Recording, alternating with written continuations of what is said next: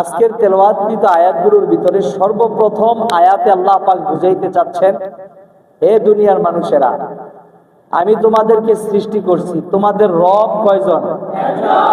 একজন। এই একের এক রবে বিশ্বাসী হওয়া, এটাকে বলা হয় তাওহীদ। কি বলে? তাওহীদ কথাটাকে আরো যদি বাংলায় আমরা বুঝতে চাই তাহলে বলা হয় একত্ববাদ। কি বাদ? একত্ববাদ। এক আল্লাহ বিশ্বাসী, এক উপাস্যে বিশ্বাসী, এক খোদায় বিশ্বাসী। এই বিশ্বাস যেই ব্যক্তির ভিতরে থাকবে সেই ব্যক্তি হচ্ছে ঈমানদার। কি? ভালো করে বুঝবেন। তাওহীদের মধ্যে যদি কারো ঝামেলা থাকে তার ঈমান ভেজাল, তার ঈমানটা কি? আর যদি তাওহীদের ক্ষেত্রে তার কোনো সমস্যা না থাকে তাহলে তার ঈমান কি? নির্ভেজাল, খাঁটি। এখন আমরা খাঁটি ঈমানদার হতে চাই না বেজাল্লা ঈমানদার হতে চাই? তাহলে তাওহীদ সম্পর্কে জানা দরকার আছে না নাই? তাহলে বলেন দেখি, আল্লাহ কয়জন? খোদা কয়জন? রব কয়জন? পালনকর্তা কয়জন? সৃষ্টিকর্তা, রিজিকদাতা। এই যে আমরা একজন একজন বলতেছি, আল্লাহ পাকের এইভাবে 99টা নাম আছে। সুবহানাল্লাহ। আল হাইয়ুল কাইয়্যুম, ওই আল্লাহ ঘুমায়ও না, ওই আল্লাহ চিরঞ্জীব, ওই আল্লাহকে কোনো ধরনের সহযোগিতাও করা লাগে। সুবহানাল্লাহ। সূরাতুল ইখলাস যখন আমরা তেলাওয়াত করি আল্লাহর পরিচয় পাই না? আয়াতুল কুরসি নাম শুনছি না? অনেকের মুখস্থ আছে, জিজ্ঞাসা করলে বলবেন। তো আয়াতুল কুরসির ভিতরে আল্লাহ পাকের পরিচয় আছে না নাই? আমার ভাইরা, আজকে তেলাওয়াতকৃত প্রথম আয়াতের ভিতরে আল্লাহ রাব্বুল আলামিন তার পরিচয় দিচ্ছেন যে তিনি এক স্রষ্টা। তার মানে গোটা আদম জাতিকে তাওহীদের বিশ্বাস তাদের ভিতরে থাকতে হবে, এক খোদার বিশ্বাস তাদের ভিতরে থাকতে হবে। যদি এই এক খোদা বিশ্বাসের ক্ষেত্রে যদি কোনো শরীক আমরা কাউকে মনে করি তাহলে আমাদের ঈমান ভেজাল, থাকবে না ঈমান। তাহলে এবার বলেন দেখি, আল্লাহর সাথে যদি আমরা কোনোভাবে আল্লাহর সিফাতি নাম, আল্লাহর জাতি নাম এর সাথে যদি শরীক করি তাহলে সেটাকে কি বলে? শিরিক। কি বলে? এই শিরিক করলে ঈমান থাকবে না। আল্লাহর রাসূল বলেছেন, কারো ভিতরে যদি শিরিক থাকে তাহলে ওই ব্যক্তিকে আল্লাহ পাক কাল কিয়ামতের ময়দানে মাফ করবেন না।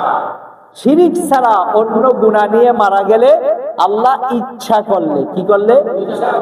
মাফ করে দিবেন। কিন্তু শিরিক নিয়ে মারা গেলে আল্লাহ পাক কোনোদিন মাফ করবেন না। তাহলে শিরিক গুনাহটা খুব ভয়ঙ্কর গুনাহ, ঠিক না বেটি? বলেন দেখি, আল্লাহর কাছে রিজিক না চেয়ে কোনো বান্দার কাছে চাইলে এটা কি হবে? আল্লাহর কাছে সন্তান না চেয়ে কোনো বান্দার কাছে, কোনো মাখলুকের কাছে চাইলে, আল্লাহর কাছে না চাইয়া কোনো মাজারের কাছে চাইলে, আমার ভাইয়েরা, যদি এই কথাটা আপনাদের কাছে ক্লিয়ার থাকে তাহলে রাসূলের হাদিসটা শুনুন। আল্লাহর রাসূল বলেন, লা তাআতা লিমাখলুকিন ফি মাসিয়াতিল খালিক।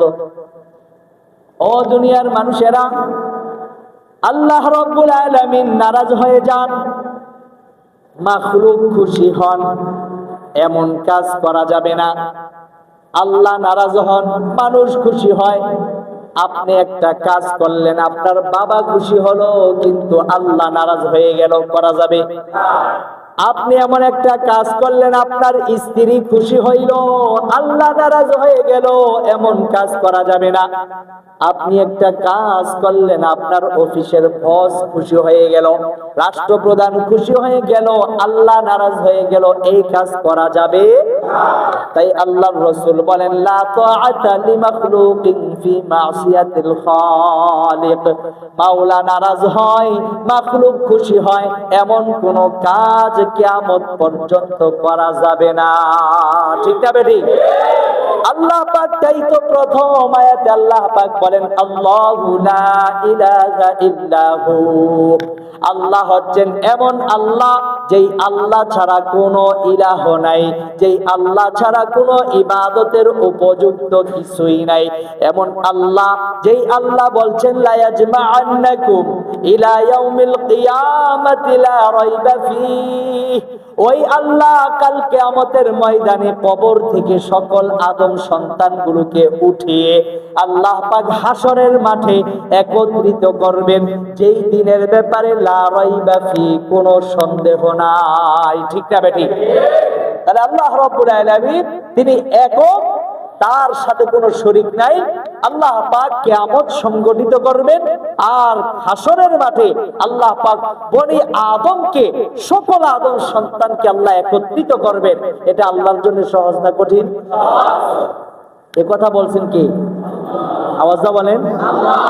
আল্লাহর কথা সত্য না মিথ্যা? আল্লাহ পাক তাই আয়াতের শেষে বলেন ওয়ামান আসদাকু মিনাল্লাহি হাদিসা। আল্লাহর যে সত্য বলনেওয়ালা আর কেহ নাই। আল্লাহ বলছেন, তারপরে আল্লাহ এই কথাও বলে দিচ্ছেন ওয়ামান আসদাকু মিনাল্লাহি হাদিসা। আল্লাহর যে সত্য কথা বলনেওয়ালা আর কে আছে? এই প্রশ্নের উত্তর কি? কেউ আছে? আল্লাহর যে সত্য কথা বলনেওয়ালা আর কেউ আছে?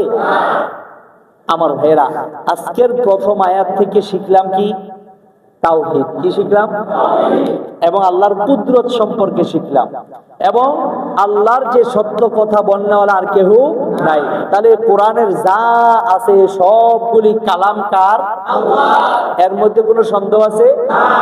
সন্দেহ যেন না থাকে, এই জন্য সূরা বাকারার শুরুতেই বলছেন যালিকাল কিতাব লা রাইবা ফী। আবার আজকে সূরাতুন নিসার ভিতর আল্লাহ পাক বলছেন যে কিয়ামত যে আল্লাহ সংগঠিত করবেন, যে আল্লাহর এত ক্ষমতা, সে আল্লাহর ব্যাপারে লা রাইবা ফী। ওই কিয়ামতের দিনের ব্যাপারে সন্দেহ করে কোনো লাভ নাই, ওই আল্লাহর ক্ষমতার ব্যাপারে সন্দেহ থাকা যাবে না। এরপর